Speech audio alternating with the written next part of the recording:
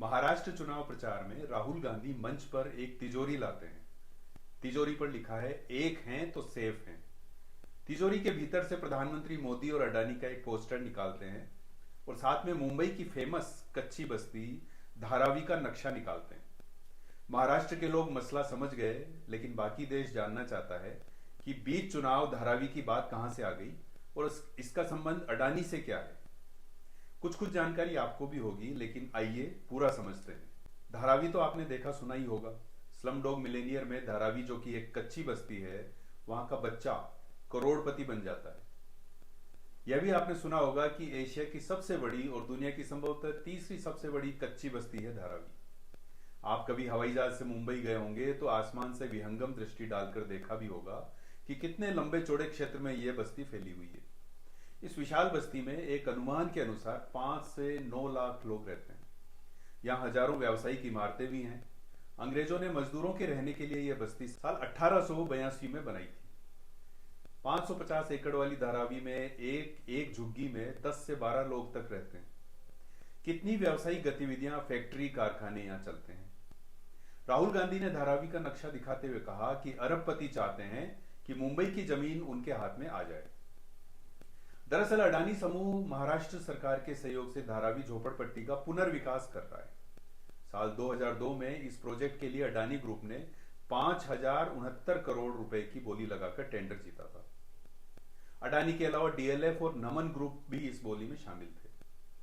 धारावी को डेवलप करने का प्रयास 1980 से चल रहा है।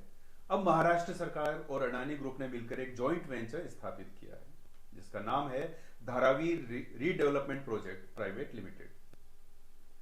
अडानी ग्रुप ने प्रोजेक्ट के तहत धारावी के निवासियों को 350 स्क्वायर फीट का मकान और सुविधाएं देने का ऐलान किया है। इसके साथ ही व्यावसायिक गतिविधियों के लिए इंफ्रास्ट्रक्चर खड़ा करने की बात की है।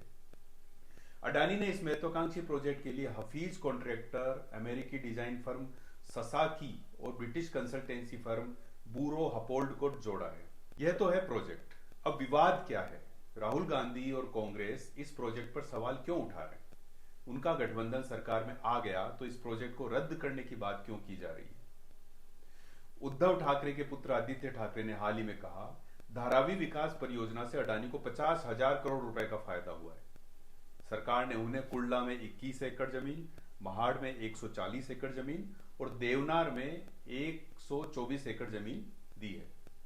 इस योजना से करीब 1.5 लाख लोग बेघर भी होने वाले हैं, ऐसा भी उन्होंने कहा है। अब बड़ा सवाल यही है कि क्या जमीन अडानी को दी जा रही है? क्या उन्हें खास तरह की रियायतें दी गई हैं? वास्तव में धारावी परियोजना में अडानी को लैंड ट्रांसफर करने की बात नहीं कही गई है।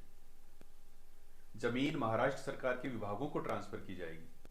लोग विस्थापित कर दिए जाएंगे, यह भी आरोप लगाया जा रहा है, जबकि ऐसा नहीं है। शर्त के अनुसार 1 जनवरी 2000 या उससे पहले मौजूदा मकान मालिकों को यहां घर दिया जाएगा। इसके बाद से 1 जनवरी 2011 के बीच जो लोग यहां बसे हैं, उन्हें मुंबई में कहीं भी पीएम आवास योजना के तहत मकान मिलेगा। तो यह तो कागजों में लिखा है जब प्रोजेक्ट के नियम शर्तें बने थे। अब क्या इसके अलावा भी कुछ बात है जो कागजों में नजर नहीं आ रही? इतनी बड़ी योजना बनी है तो बिजनेस में बिना फायदे किसी चीज में इतना समय थोड़ी दिया जाता है। इस बात की जानकारी आने वाले समय में आ सकती है। फिलहाल यह चुनाव का बड़ा मुद्दा था। अगर मुंबई के लोग, खासकर धारावी विधानसभा में किसे वोट देते हैं, इससे कुछ हद तक इस बात का अंदाजा लगेगा कि क्या लोग मानते हैं कि राहुल गांधी के आरोप में सत्यता है। धारावी में कांग्रेस की ज्योति गायकवाड़ और शिवसेना शिंदे गुट के राजेश खंडारे का मुकाबला है। धारावी सीट पर गायकवाड़ परिवार का दबदबा हमेशा रहा है। 2004 से 2019 तक यहां वर्षा गायकवाड़ जीतती आ रही थी। इस बार उनकी ही बहन ज्योति यहां से चुनाव लड़ रही है। तो देखते हैं रिजल्ट क्या रहता है। रिजल्ट के बाद भी यह प्रोजेक्ट मुंबई और महाराष्ट्र की पॉलिटिक्स में विवाद का केंद्र बना रहेगा, यह तय है। नमस्कार।